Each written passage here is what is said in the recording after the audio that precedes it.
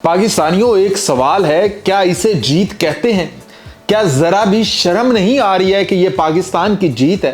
कि पाकिस्तान की 241 पर सिर्फ 4 विकेटें गिरी हुई हैं और पाकिस्तान ने टोटल स्कोर कितने बनाने? 22।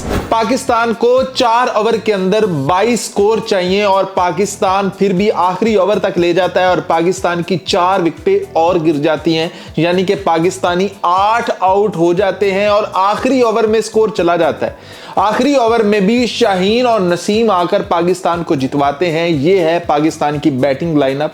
हम बात करेंगे फखर की बैटिंग की, हम बात करेंगे बाबर की बैटिंग की, हम बात करेंगे हसन नवाज की बैटिंग की, हम बात करेंगे हुसैन तलत की बैटिंग की। भाई हुसैन तलत कमाल का लड़का है, कमाल का ऑलराउंडर है। ओवर तो हम इसे देते नहीं है, बैटिंग हम इसे जरूर देते हैं, लेकिन भाई साहब क्या खूबसूरती से कैच देकर आउट होकर जाता है। फिर आ जाता है हसन नवाज।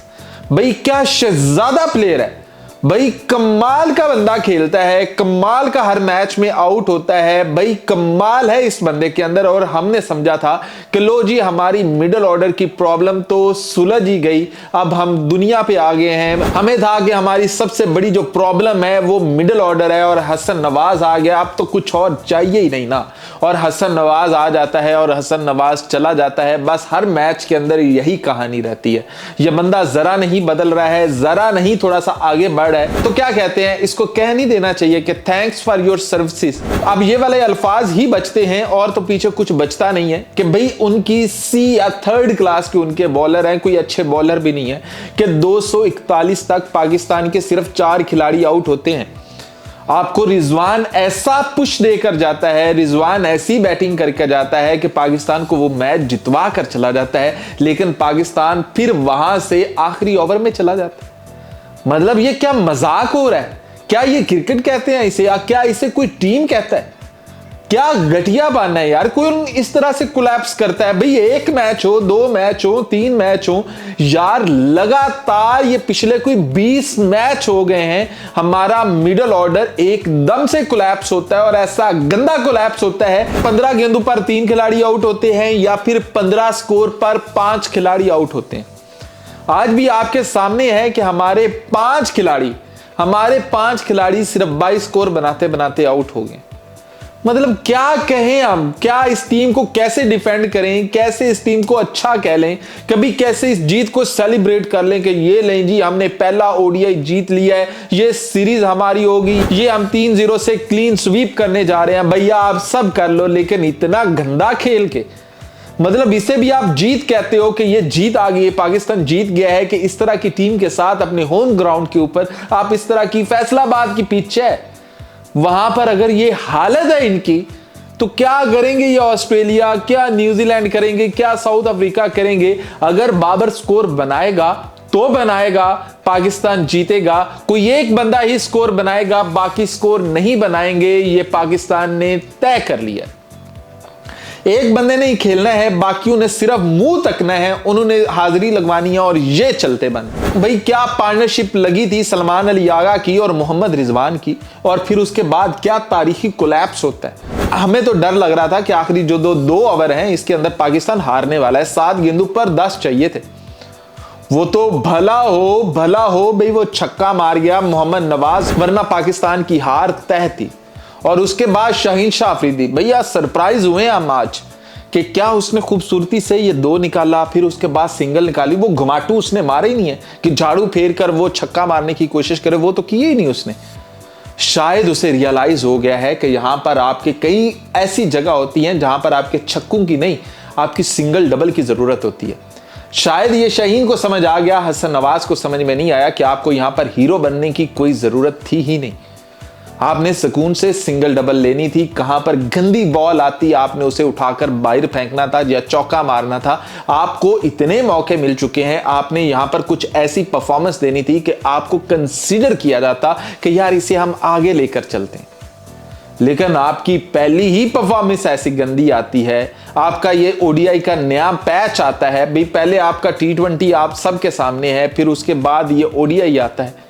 मतलब ये लड़का डे बाय डे कमाल होता जा रहा है। ये पाकिस्तान की रीढ़ की हड्डी समझ रहे थे कि भाई अब तो मसले सॉर्टेड है, और हमने कहा कि जी मोहम्मद आसिफ इसलिए सिर्फ रिटायर्ड हुआ है क्योंकि उसे पता चल गया था, सेल्फ रियलाइजेशन हो गई थी कि भाई अब हसन नवाज है इनके पास, हसन नवाज मुझे टिकने नहीं देगा। लेकिन हसन नवाज खुद टिके तो हम तो कह रहे हैं इससे 1000 गुना अच्छा चाचू था, ये कहते हुए मुझे जरा शर्म नहीं आ रही। लेकिन भाई इससे 1000 गुना अच्छा चाचू था, कम से कम वो कुछ स्कोर बना जाया करता था, कम से कम हमें उससे ओवर करवाने की ऑप्शन भी हुआ करती थी। इसके पास तो कुछ भी नहीं है यार, सिर्फ सिक्स पैक एब्स बनाने से घर नहीं चलते लड़के, कुछ परफॉर्मेंस देनी पड़ती है, कुछ स्कोर बनाने पड़ते हैं, आपको पाकिस्तान के लिए खेलना पड़ता है। आपको नहीं चाहिए यार छक्के, जब आपके 20 गेंदों पर 24 स्कोर है, 20 गेंदों पर 20 स्कोर है, तो वहां पर छक्का किसे चाहिए? सुकून से सिंगल डबल नहीं ले सकते आप, नीचे नहीं खेल सकते कि भैया चौका हो जाएगा तो क्या होगा, क्लासिकल चौका मार लो, कुछ ऐसी कुछ कोई एक शॉट मार लो यार। आप इतनी क्रीज छोड़कर आगे उसे खेलने गए हो और पीछे भाई इतना मिस हुए हो कि आप स्टंप आउट हो गए हो। मतलब कोई तुक बनती है इस शॉट मारने की। और बात करें हुसैन तलत की भी, भाई क्या मतलब क्या करना चाहते हो, क्या साबित क्या करना है? बाकी फखर जमान की जरूर बात करेंगे, स्कोर आप देख रहे होंगे कि 40-45 स्कोर है, लेकिन भैया कहानी यह है कि मिडल बॉल नहीं हुई है, एक भी बॉल मिडल नहीं हुई है। उस बंदे ने 50 से ऊपर गेंदें खेली हैं, लेकिन एक भी बॉल को वो मिडल नहीं कर पाया। एज लग के कोई यहां जा रही है, एज लग के कोई यहां जा रही है, एज लग के कोई जहां जा रही है, कोई बॉल उससे मिडल नहीं हुई है। कहीं मार रहा था, कहीं जा रही थी, कहीं मार रहा था, कहीं आ रही थी। बस फखर जमान की भी कहानी यही रही है। फखर जमान अगले मैच में प्लीज यार, हमें वो फखर चाहिए जो इस दिन कभी न्यूजीलैंड के खिलाफ था, 400 का टारगेट था और फखर जमान क्या क्लास से खेल रहा, वो वाला फखर, वो वाली चीज, वो वाली इनिंग्स, वो वाला, वो कहते हैं ना भरोसा, वो वाला चाहिए।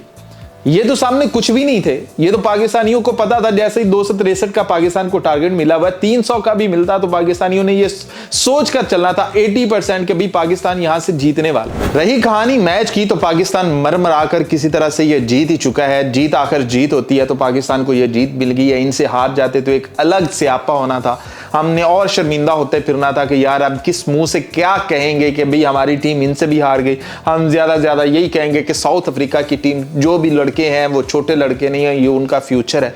तो भैया फ्यूचर है, अभी क्यों प्रेजेंट में क्यों आ रहे हो? फ्यूचर में इनको देखेंगे जब ये पक जाएंगे।